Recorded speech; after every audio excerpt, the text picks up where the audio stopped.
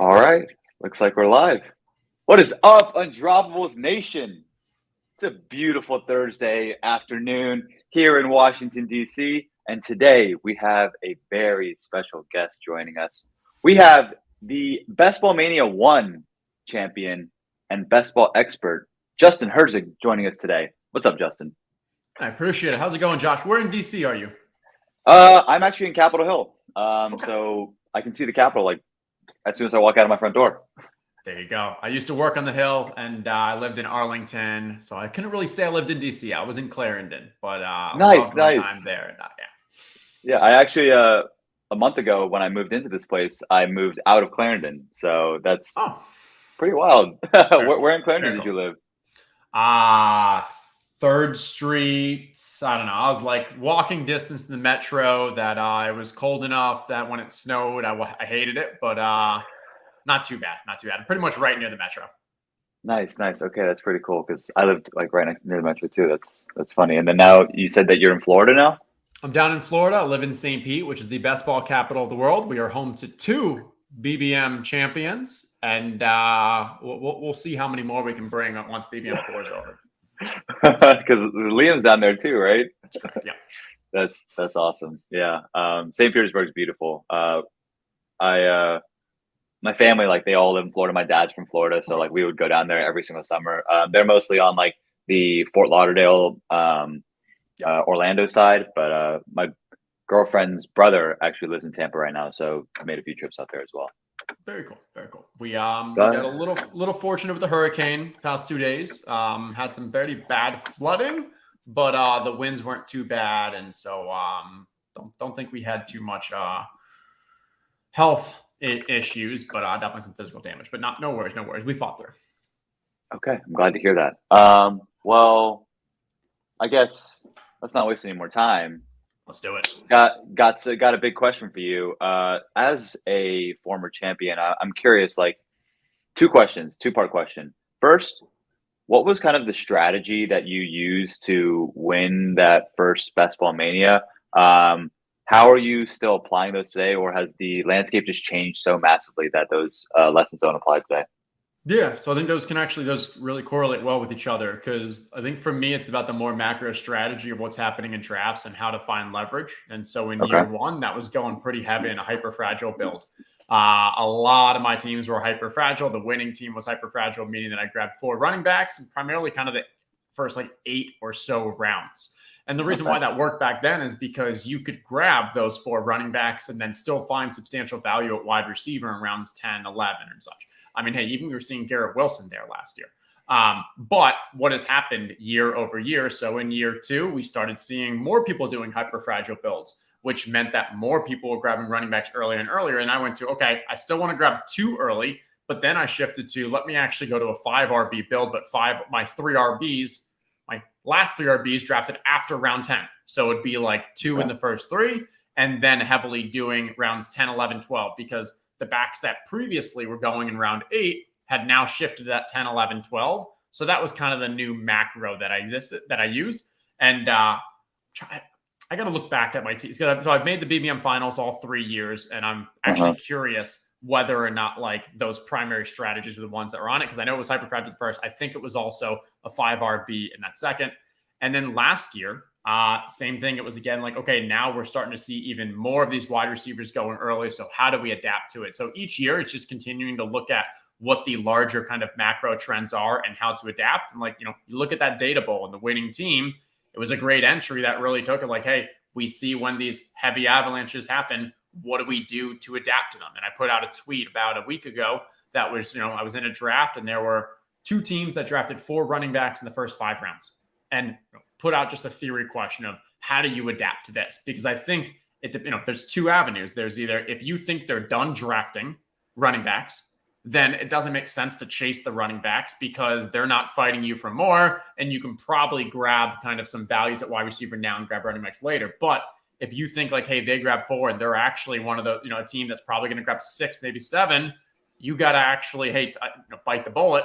Take some running backs a little earlier, because if they grab 6, a team that already invested heavily early on, there's going to be a domino effect that these other teams that were trying to kind of wait on running backs are then going to go and you're going to get this really this fight for it. And so those kind of macro things I think are so important because the data that we get from these tournaments is extremely helpful. The Leone Manifesto was so valuable, but we need to continue to think through, okay, how is this applicable to this year's drafts? And what can I kind of, where can I find my leverage?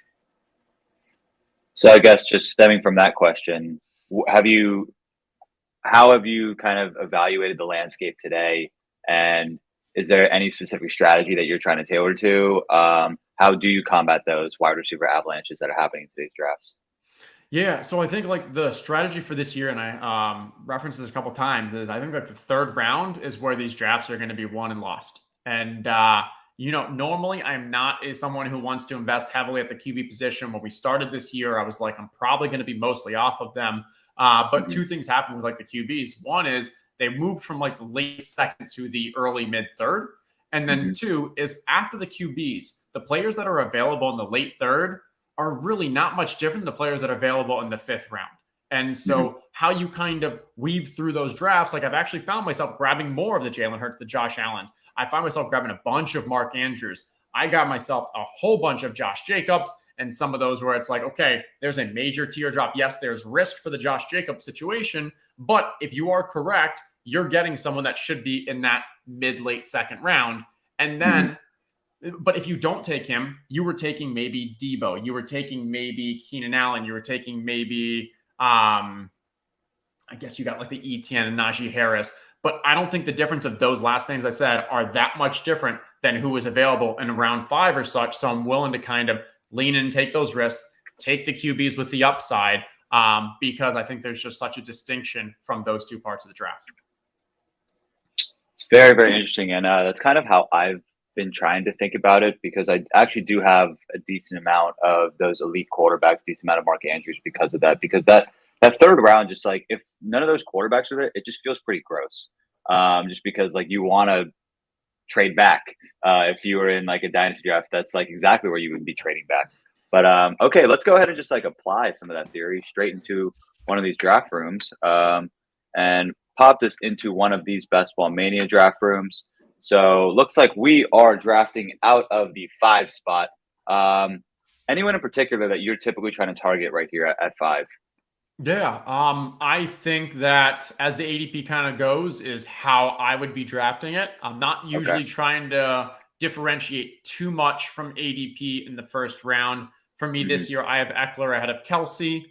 And then after Diggs, I think that next tier from A.J. Brown all the way to really Devontae, all the way to Pollard are extremely flat. And if you wanted to choose any of those two, mix it up, I think that makes sense.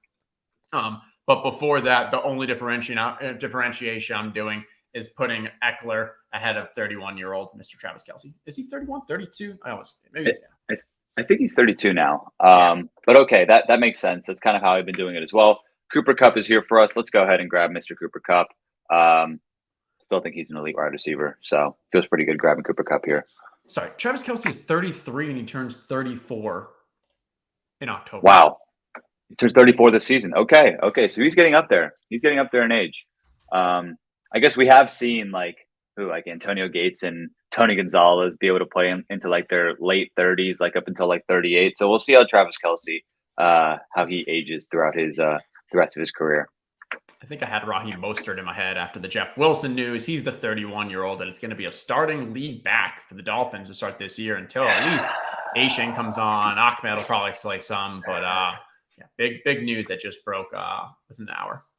Yeah, I saw that Jeff Wilson was placed on IR. How do you feel about that situation? Because Raheem Mostert as the starting running back in that room doesn't exactly inspire a lot of confidence. Is he going to be able to stay healthy? Is he going to be able to sustain that workload at 31 years old? Got a lot of question marks in my head. Yeah, maybe this is why they've been kicking the tires on Dalvin, on Jonathan Taylor. Maybe this is something they knew. But again, they still went into the season. They're going into the season with this information, and still it seems like they let Gaskin go. Letting Myles Gaskin walk, knowing this Jeff Wilson was a little interesting. So the way I've been playing it all season is I think there's been some massive inefficiencies with the Miami Dolphins backfield because people have been over concerned of the Dalvin situation early on, and then that led directly into the Jonathan Taylor. So early, we have Devin A-Chain, his ADP really started moving up, but once we saw like he's going to take a little longer to develop, he had the shoulder injury, he fell.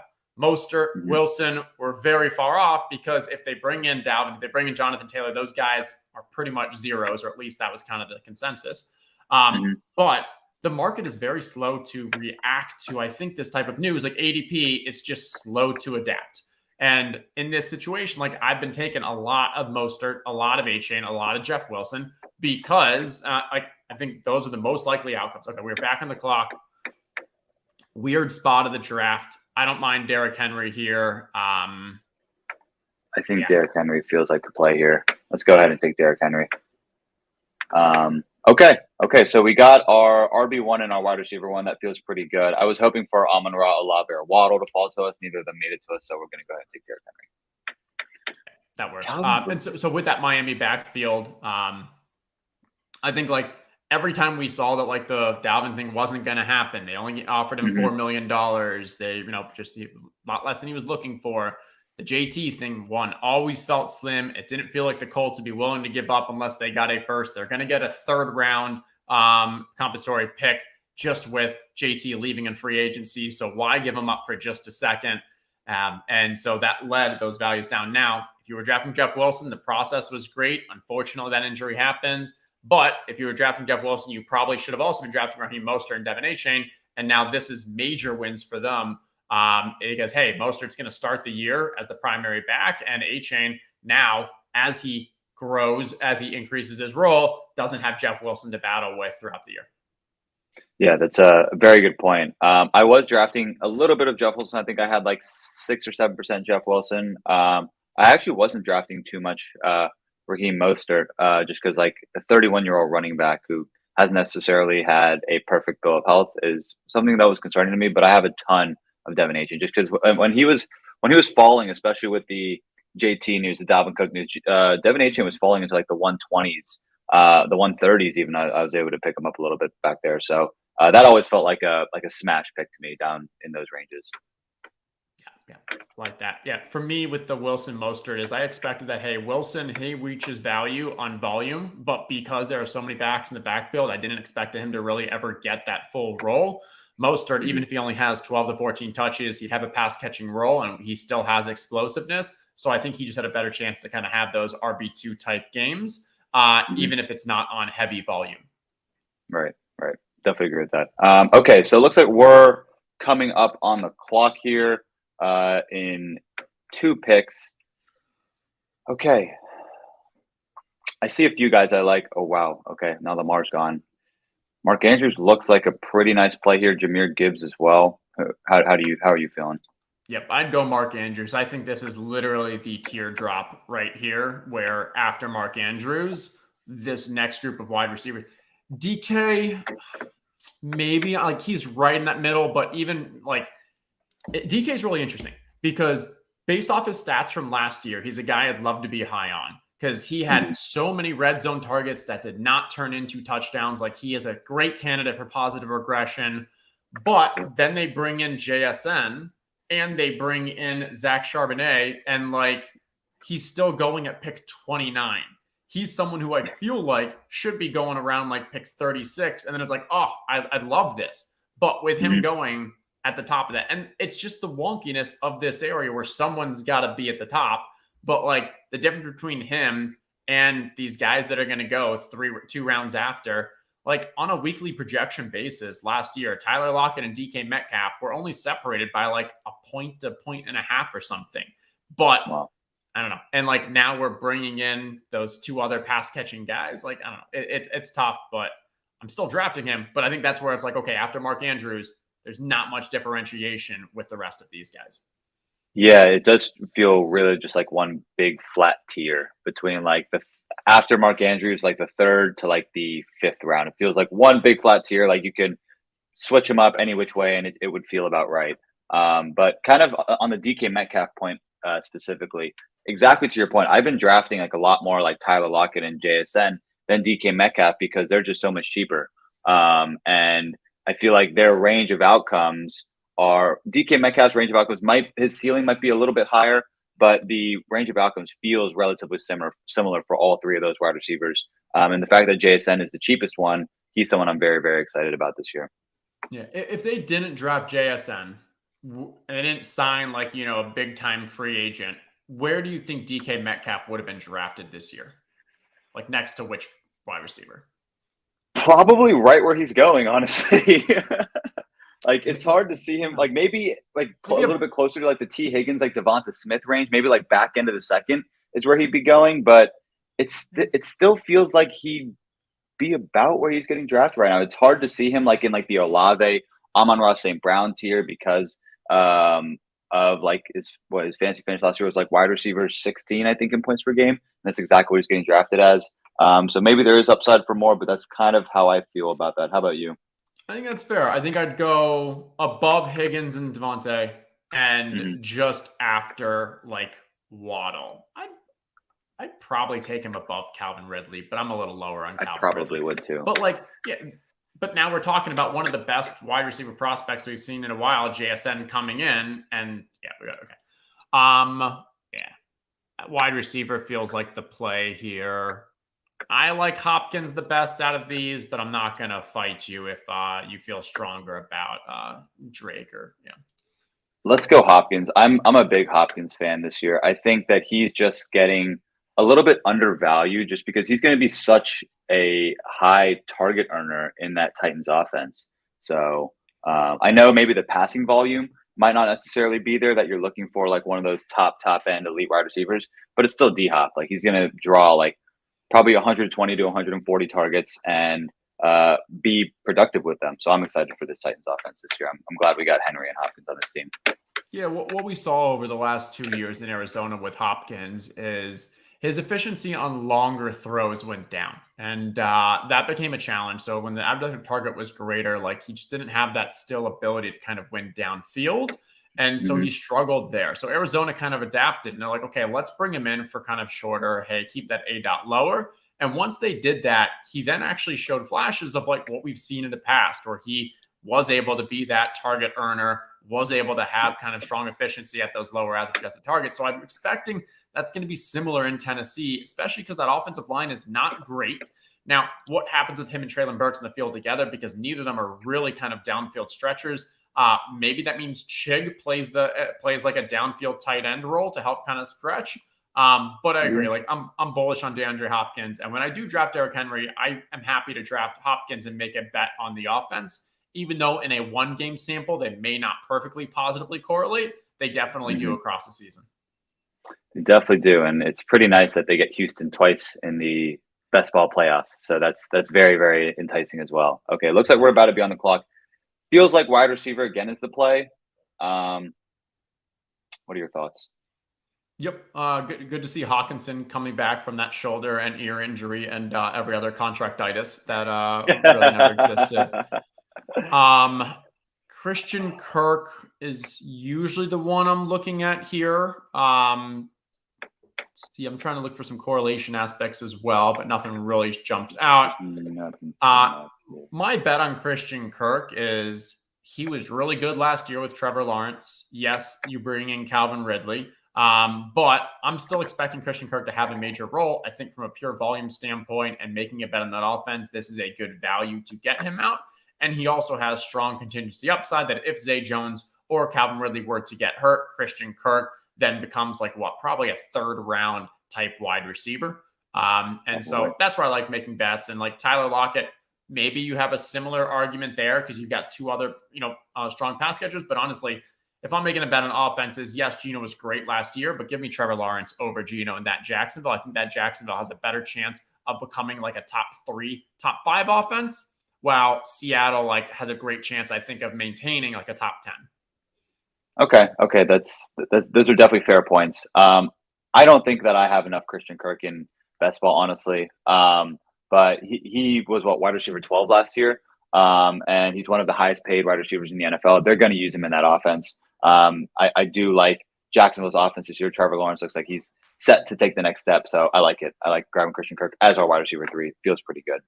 I also like taking advantage of when I think that the market is overreacting to something that's not really valuable insights. And so when Zay Jones was playing more in 2 wide receiver sets in those kind of 1 or 2 series in preseason, I think that Mm-hmm. started tanking Christian Kirk's value a decent amount. And 2 thoughts there is one, it's, I think it was 1 game, maybe 1 or 2 series on the field.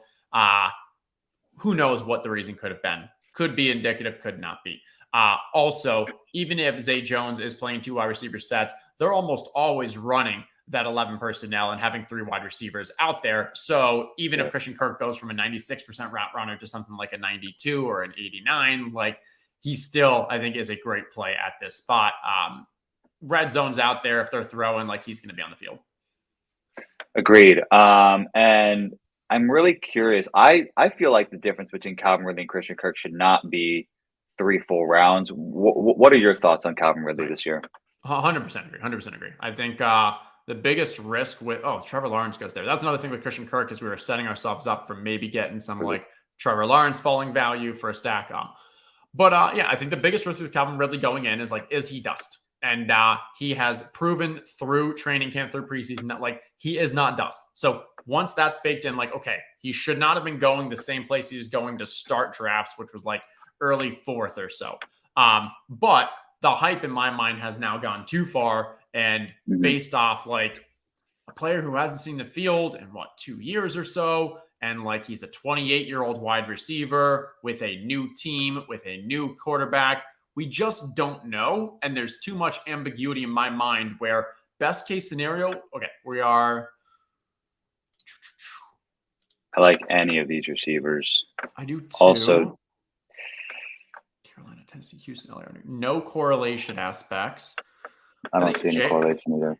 I'm good with JSN. I think like this is another probably falling value. Now that it looks like he's actually practicing and his wrist injury may not be that substantial.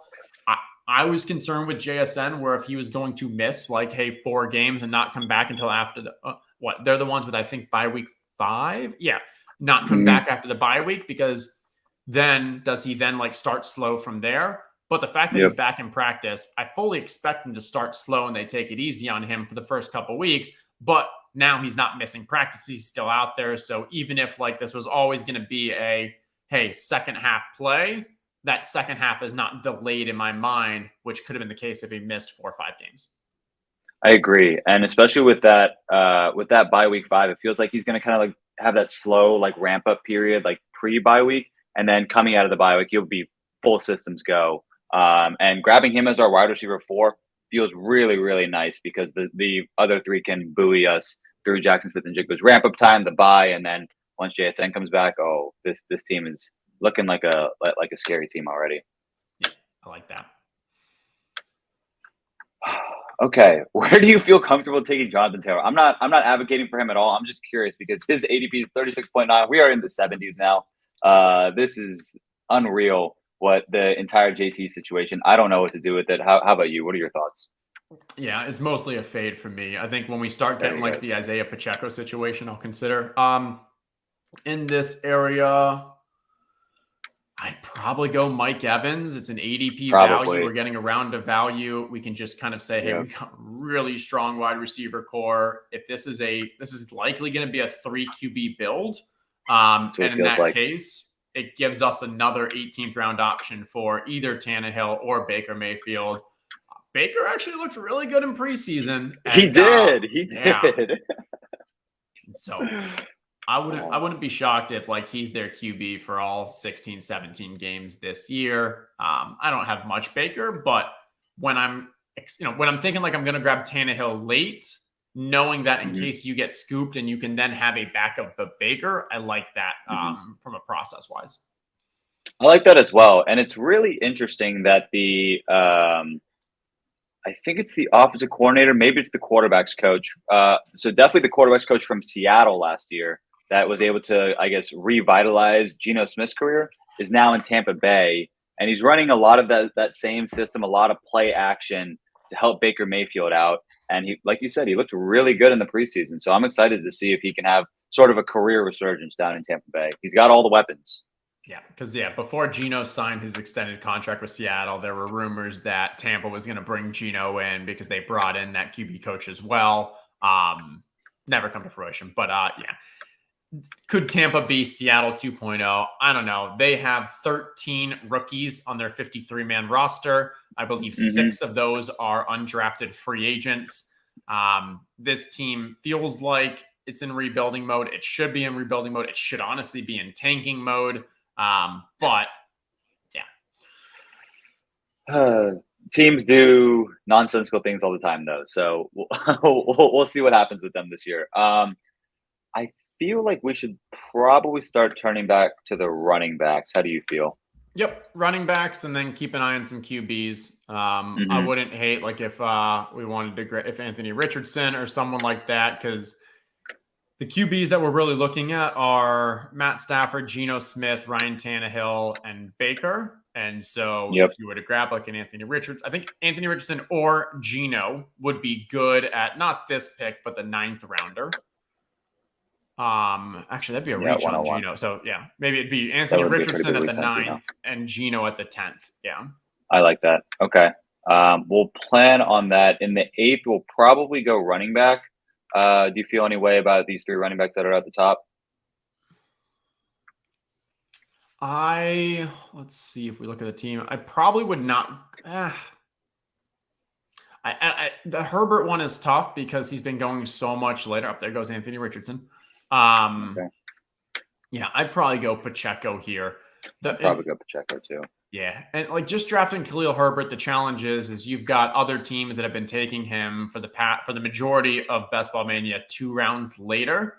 And like I don't know, on DraftKings, on PPR sites, I'm completely off of Khalil because he just doesn't catch passes, and I think basically the Deonta Foreman news is there's positive news for Roshan that he'll play a larger role. Underdog. Half PPR makes a little more sense, but I still think like it's a little bit of he's gotten a bit too expensive. Agreed. I don't know why I haven't been on Khalil Herbert at all this offseason. I only have like a tiny bit of him. Maybe I'm just afraid of him losing his role because he's just like not a pass catcher at all. He can't really pass block either. And Roshan has shown in his college career and in the preseason that he's pretty proficient at kind of doing all things from the running back positions. And it sounds like that they like him a lot over there. So I'm excited for Roshan this year. I just look. Go for it. I was just going to say, I mean, I'm excited for Roshan a lot this year. I think he's going to be a pretty key piece in that Bears offense. Cool. Yep. I just looked. I'm at 4% Khalil Herbert. And the one thing is he's a very good runner. Like yards after contact, next gen stats, all in his favor. But that's kind of it. Although we do all this. If he does, if he falls, I'll take him. Yeah, I was about to say if he just falls a whole round in ADP, like feels like we kind of have to take him then. And then after him, it's probably Brian Robinson for me. Yeah, I feel similarly. Love Brian Robinson. I'm really bullish on the entire Washington offense. Eric Bieniemy coming in. I think it's just going to. Hey, Sam Howell's actually looked really good in preseason. He did. The big thing with Brian Robinson is can he take that step up and actually be a pass catcher in this offense? We saw it a little in college. And yes, you have Antonio Gibson, who far more was a wide receiver in college, is going to be that pass catcher. But if Robinson can actually get 3-4 targets a game, a few extra catches, like that's huge for his value. If he can actually stay in the field sometimes on those third downs. So I love him. And hey, all that bashing for Khalil, if we're now going to get him and then he falls here around later, awesome. Yeah, well, it looks like we're grabbing Khalil Herbert round after ADP. So feels pretty good. I think next round we'll probably look to grab Geno Smith right at ADP. So that would feel pretty good as well. I'm liking this build that we're putting together here. It feels pretty nice. Not bad at all. The only my concern is 2 picks before us, the guy who drafted Anthony Richardson, he also has DK Metcalf. So there's a decent chance that he may want to grab Geno. We'll at least keep an eye on it and be ready to adapt if so. Yeah, that's a good point. The 12 spot grab Tyler Lockett. It's possible, but that'd be a bit of a reach. But he doesn't have a QB either, so like he also might grab him. I have a feeling he's going to go Dak with CeeDee Lamb and Tony Pollard. That would make a lot of sense for him. Yeah. And Dak falling to that spot is 108. about ADP. Yeah, it's right at ADP. So that's kind of perfect for where he should be going. We'll hope for Geno Smith to not be there. Are any of these other quarterbacks that you're in on if Geno Smith does not make it to us? Yeah, Daniel Jones I like a lot. He's my highest owned quarterback. Yeah. Early on in the offseason, I was doing a bunch of grab Waller in like the 10th, or maybe it was Waller 9th, Daniel Jones in the 10th, and just kind of grab those two if you'd missed out on all the other stacks.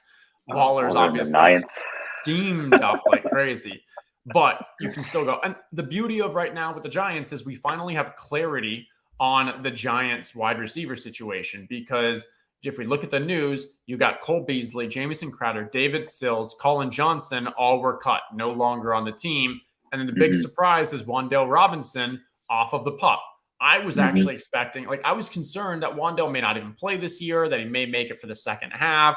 But the fact that he doesn't even start the year on the PUP, and they're expecting him to be ready sometime in those first 4 games, that's huge. Now, what it looks like, because the way that I'm kind of playing the situation is you have Isaiah Hodgins and Darius Slayton on the outside, Paris Campbell starting in the slot. Jalen Hyatt is going to find a way on that field, and I think the best way for him to get separation is through that slot. We saw it in the preseason game. He got open for that deep touchdown. That's what we saw at LSU all the time. Where does that leave Wan'Dale? I think Wan'Dale's best skill set is out of the slot, so maybe Jalen Hyatt then actually spells for Darius Slayton or Isaiah Hodgins. I don't know, but there's a lot of things that I at least like, and I'm willing to start making late bets on those guys. So we lost Geno too. We lost Geno. TK. That's what we expected. Let's go Daniel Jones. Okay, I'm good with it. That's what feels best to me. And it's a slight bring back on Cooper Kupp for week 17. Nope, I like that. I mean, where we are at 5 wide receivers, or 5 really good wide receivers, we can just go 2 late Giants wide receivers at the very end and feel good about it. I think we can count on Wan'Dale on the 17th or 18th and still make this a 3 QB build with Stafford, Tannehill, Baker. Yeah, I like going after any of those quarterbacks. I think Stafford goes a little bit too late this year. I actually think Stafford's in for a little bit of a bounce back year. I think he's going a little bit too late in terms of ADP. I think he should outperform that QB 24 ADP.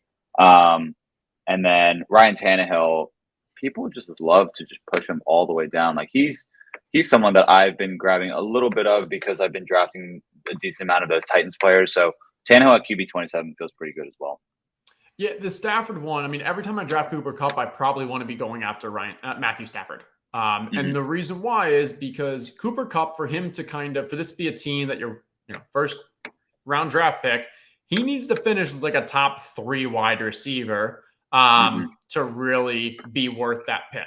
Now, if I tell you that, hey, Cooper Kupp finishes a top 3 wide receiver, that means that Matthew Stafford also probably had a pretty decent year. Doesn't mean he had to be a top 10 QB, but he definitely isn't number 24 or whatever he is. And so once you bake in that new information that Cooper Kupp had this great year, Stafford now actually had at least an adequate year, he should be going 2 rounds higher from a purely new information that Kupp had a great year. So he's a must grab for almost all my Cooper Kupp teams.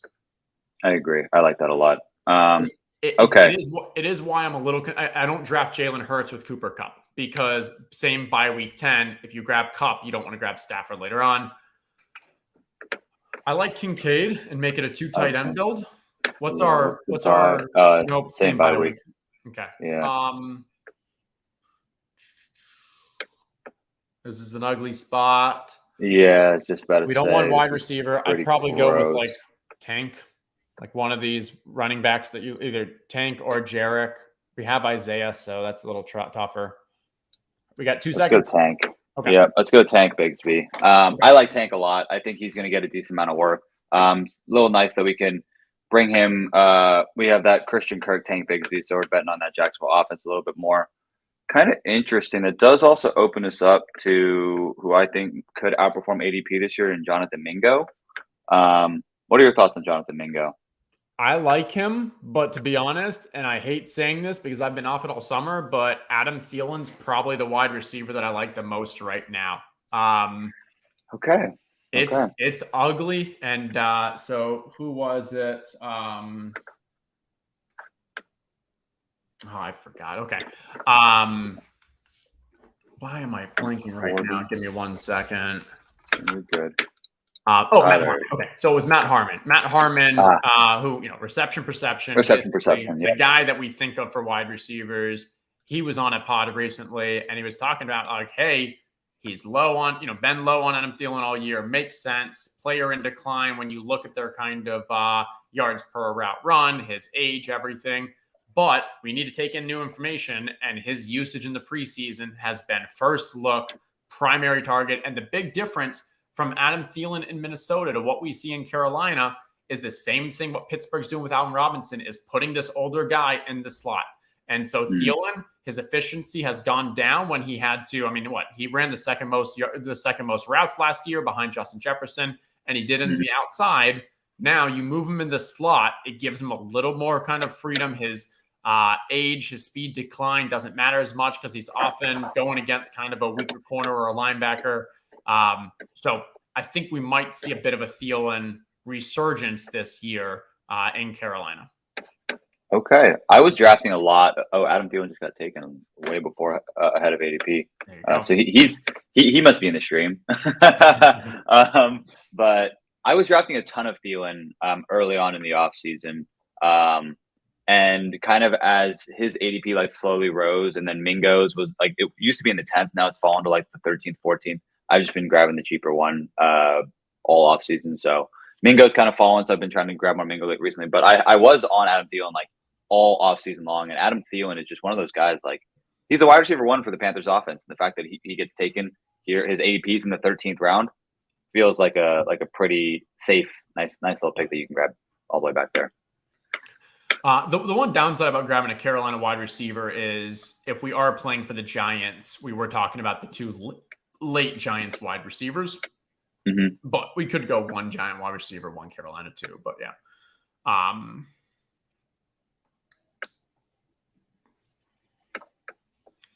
don't need kind of stand well here either. What position are you thinking that we need to grab here? I think the only thing we know, like not QB, not wide receiver. QB, we don't have a stack at this point. We'll grab Matthew Stafford in like 2 rounds or something. Tight end, when we grab tight end, it'd be our second and final tight end, which I don't hate. But if McKinnon, I think McKinnon is the right play. I like grabbing multiple backs from the same backfield, especially when you're getting ADP value. In a situation like this with McKinnon and Pacheco, they actually have, they have different roles in that backfield. McKinnon more the pass catcher, Pacheco more the kind of grinder. We could very much see across a season they positively correlate just because the Chiefs are the Chiefs, and maybe they become a bit more of a ground game. The wide receivers get hurt, Kelsey gets hurt, who knows? And then you come playoff time. Hey, Pacheco maybe has 2 great games, has 2-3 touchdowns in back-to-back games in weeks 15, 16. But then you get to week 17 and you get McKinnon very low owned, and he's the one who has that big week 17 against Cincy or something. So you get that kind of ping pong aspect for the championship. Yeah, I really liked all those points that you brought up. And the Kansas City offense always produces touchdowns for the running backs. McKinnon, he was that league winner that you needed down the stretch this past season. Who's to say that he's going to do it again this year? Just because some things I've been hearing out of the Chiefs camp has mostly been like, they want to keep McKinnon like very fresh through the first half of the year, so they don't plan on using him that much. And then second half of the season, as they're ramping up for the playoffs, they plan to use him a lot more. Kind of exactly what we saw them do with McKinnon this past season. So I'm excited for him. Yeah, I think that makes complete sense. Okay. Probably a wide receiver here probably would feel pretty good. We still want to get those Giants wide receivers later. Yeah, maybe throw in the queue all the Giants wide receivers so we can at least keep an eye on the ADP. I think Wan'Dale Robinson is like a great fit for this team, specifically because he hasn't been being drafted much at all this year. So you're just getting that unique piece at the very end of drafts.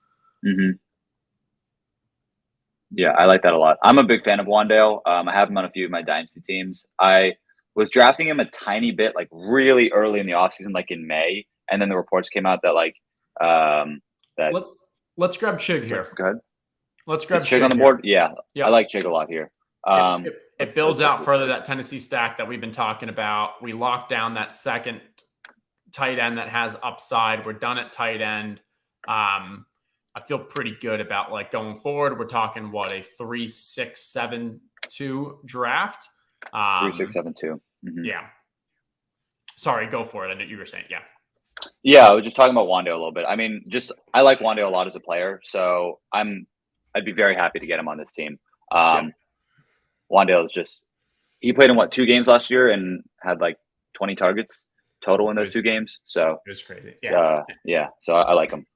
And yeah, so man, like I just so last week I launched a new podcast called the DraftKings Football Show.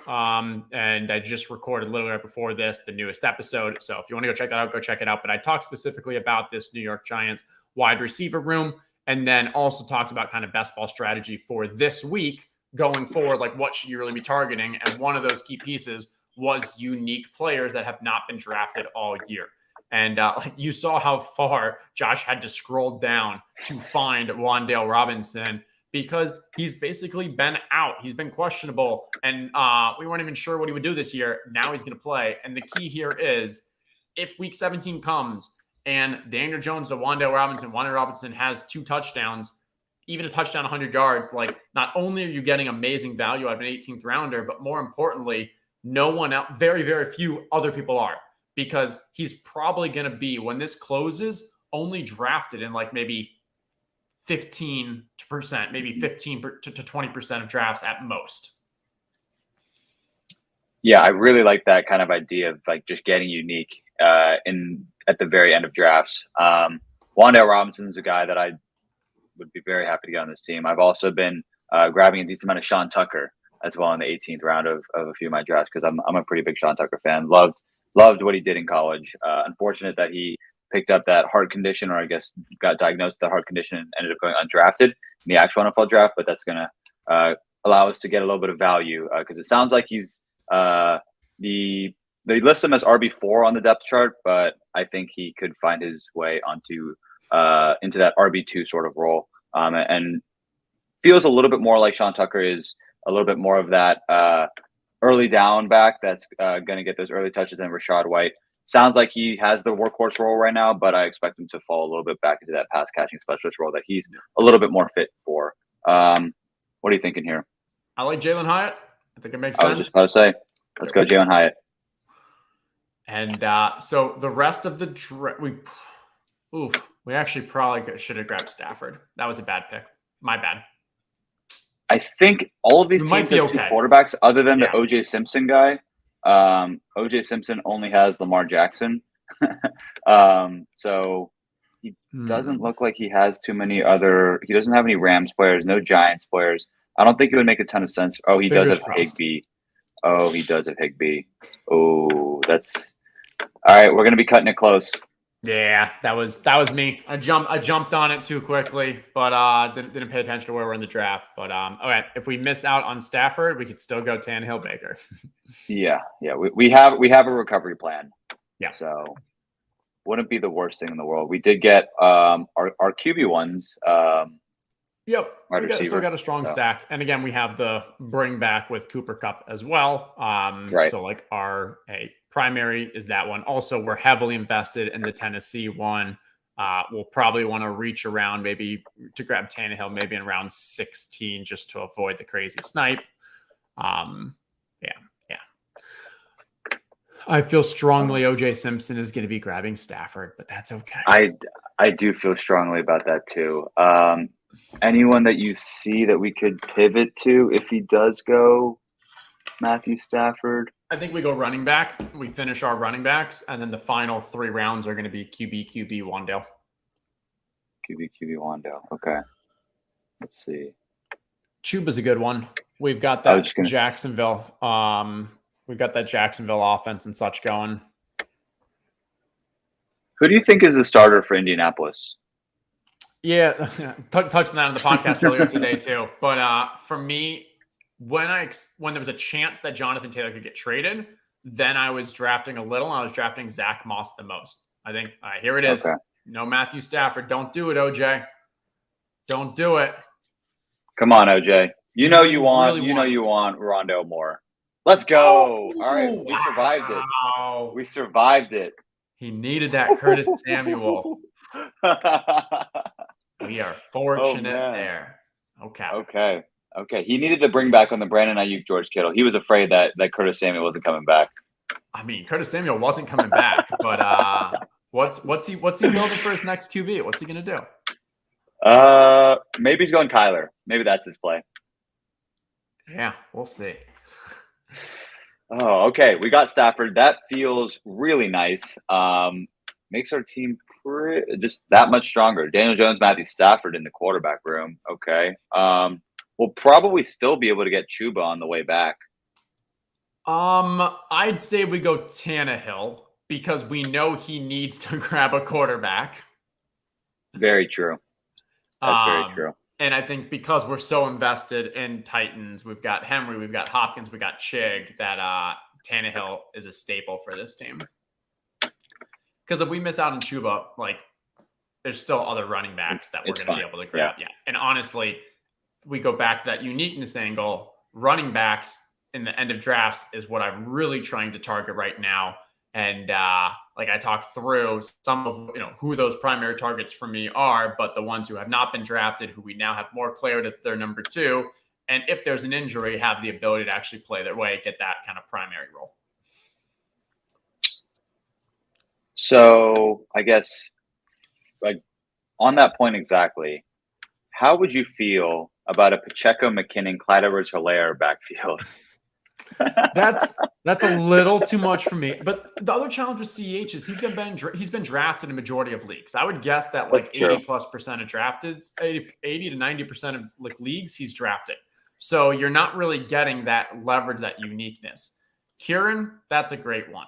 I like Kyron really. Yeah, Josh Kelly, one of my favorites. Chris Evans looks a little more clear that he's at least going to be the pass catching work there. Keontae Ingram, another one. I mean, when the only person ahead of you is James Conner, like, yes, you're on a bad team with Arizona, but it's a team that's going to just, we saw that they were James Conner was decent last year as a workhorse, even when Kyler was out. So lots of options there if we end up not getting Chuba. I like it. I think out of these guys, Kyron makes the most sense on this team. Kyron? I think it's Kieran, but I would only say I'm Kieran? 70% sure. Okay. I've always pronounced it Kyron, but I have no idea. So, I mean, if anybody wants to go make like at least $1 million, maybe $100,000 business, I just want you to go a website that shows me how to pronounce names. That's the moneymaker right there. Players' names. I mean, you're gonna like make at least something. I'm Googling to see if I can find it. There goes Chuba. That's fine. Okay, that's okay. There's other guys we want. Yeah.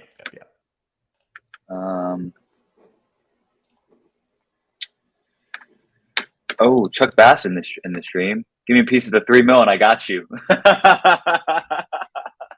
All right, Chuck. How is it going, Chuck? Oh, man. I had Chuck on yesterday. That was a fun stream. He came on with the full Elvis glasses with the sideburns. It was phenomenal. Nice. I was supposed to join Chuck Bass for a stream on Tuesday, and then the hurricane had other plans. So we're going to try to reschedule, I think, for next week if we can make it work. Okay. Well, we got Tannehill. Next, we'll grab Wandale. And then if we don't get Wandale, Darius Slayton, Paris Campbell feel just fine, great as well. Yeah, they do. I mean, it's anybody's guess who's going to emerge in that Giants wide receiver room. What are your thoughts? I mean, I think Darius Slayton is probably projected for a ton more points than Wandale, but with this, like, how often do they actually show up in your lineup with what we have, the uniqueness of the Wandale, who's more likely to be playing in week 17? That's why I like the Wandale. I'd also probably go like Kieran here first. 197 and 212. Kieran has a slightly earlier ADP. Who do we need more on the team? The thing is, though, like Wandale's the better correlation. And like maybe someone else is either watching the stream or they're like, hey, this is a great time to get Wandale. So I'd grab Wandale first because even if we miss out on Kieran, we still have Kelly, we still have Evans, we still have Ingram. We could still grab Zamir Wright or something like Deontay Ford. There's still so many others. All right, who's OJ? Finally going to grab his second quarterback. Let's see it, OJ. Bryce Young? Hey, Bryce Young at 196 is not that bad. Not bad at all. Oh, he's really going down to the wire. So you guys Bryce Young. Okay. Let's go ahead and take Wandale here. That feels pretty good. It was actually funny. Wandale actually is projected for more points than Darius Slayton in underdog. Darius Slayton's at 111. Wandale was 112. Too funny. Oh, man. Okay. So far our team is Daniel Jones, Matthew Stafford, Brian Tannehill, Derrick Henry, Isaiah Pacheco, Khalil Herbert, Tank Bigsby, Jerick McKinnon, Cooper Kupp, DeAndre Hopkins, Christian Kirk, Jackson Smith-Njigba, Mike Evans, Jalen Hyatt, Wandale Robinson, Mark Andrews, and Chigozium Okonkwo. It's a pretty solid squad so far. I like it. And I usually like getting a better first QB, but in the times that I don't, I like Daniel Jones, and I want to make sure the QBs I am getting are heavily stacked. And so in this situation, we're getting Tannehill with Derrick Henry and 2 pass catchers. Awesome. With Matthew Stafford, we get Cooper Kupp. That literally might be the whole offense. I'm fine with that. Maybe we get Kieran too as a pass catching running back. And then Daniel Jones, we got with Jalen Hyatt and Wandale. And yes, you get a lot of that week 17 correlation for the New York Giants LAR. I normally don't love grabbing 2 QBs from the same team, but when it happens, and it's not the worst thing. And especially like when one is going, I don't know, so much later. Yeah. I mean, all 3 of these quarterbacks, getting all of them past the 9th round? We got Daniel Jones in the 10th round. So we didn't even draft our first quarterback until the 10th round. I feel like whenever you draft a quarterback, your QB1 in round 10 or later, it has to be a 3 QB build almost every time. Agreed. Yeah. I think the 9th, if I grab like Anthony Richardson in the 9th, I could see going Daniel Jones in the 10th and making that. And I've had that as my 2 QB a decent amount. But yeah, it feels like other than that, you kind of need to go for the 3 QB. And you hope that you grabbed an elite tight end early so you don't have to go 3-3 in the onesies. I really don't like doing that. Yeah, it doesn't feel great when you do that. But okay, I think Kieran is going to close it out for us. And he feels pretty good as our 6th running back on this team. I've heard pretty good reports of Kieran coming out of camp with him kind of seizing that pass catcher role. And we know that Cam Akers isn't. The Rams are not averse to taking work away from Cam Akers because Cam Akers, although we all would love to see him in a workhorse sort of role, he's never really had that for a full 16-game, 17-game season. Right. So I like Kieran Williams as a bet back here in the 18th round. Yep, completely agree. If we think back to last year, when Kieran Williams, I think Kieran Williams out of Notre Dame, doesn't have the greatest kind of athletic profile, but he's the kind of guy that coaches trust, coaches like, and we got those reports from that staff pretty early. And so we were actually expecting Kieran Williams to maybe even be the primary back last year. Schefter had a note where Schefter started Kieran Williams on his fantasy team and was reporting that Kieran Williams may be the running back this game. He got hurt on an early preseason play and never really came back, fully healthy. And so that's how Cam Akers got that job. But this year, there we go, grab Kieran. The biggest tell was Kieran Williams and Cam Akers have both sat out every preseason game. And that tells us that Kieran Williams did not have to win the job. They really want those guys healthy. They want those guys as their backfield.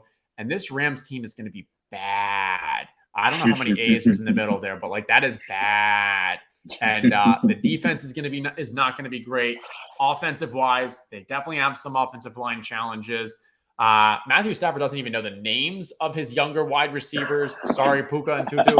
So I think like this offense is going to run through Cooper Kupp, and in games where they're behind, Kieran Williams could not only have a great pass catching role, but as you said, if Cam Akers falls out of favor again, maybe Kieran actually has more of a primary back role. Yeah, I really, really like that sort of outcome for Kieran. And Kieran in college was one of the most prolific pass catching running backs in all of the NCAA. Like he's someone that was putting up massive fantasy points for anyone who plays college fantasy football. But he was putting up massive fantasy points just because he was scoring touchdowns, getting rushing work, getting pass catching work. And I expect him to kind of carry that over into the NFL because I know he ran a 4.640, wasn't the best. A lot of people, he fell massively in like dynasty rookie drafts because of it. He was, I remember because of his production, he was going like in the mid-second of very early on dynasty rookie drafts, but because of that 4.640 and not doing very well in any of the measurables from the combine, he fell to like the 4th round, even undrafted in most points. But now he's coming back. He's coming back alive because these coaches love him. Reports are that he's just an extremely hard worker. That's exactly what you want out of your running backs. Great pass protector. So expect him to be on the field, and I'm excited to see what he can do this year. I love it. I love it. And yeah, hey, overall, I think this is a really solid team. So well done. Good teamwork. And let's go win that $3 million. Yeah, let's do it. That would be a ton of fun. I mean, as I've done with all of the other guests on my stream that I've had in these drafts, if this is the $3 million winner, we're splitting that money. Me and you, Justin.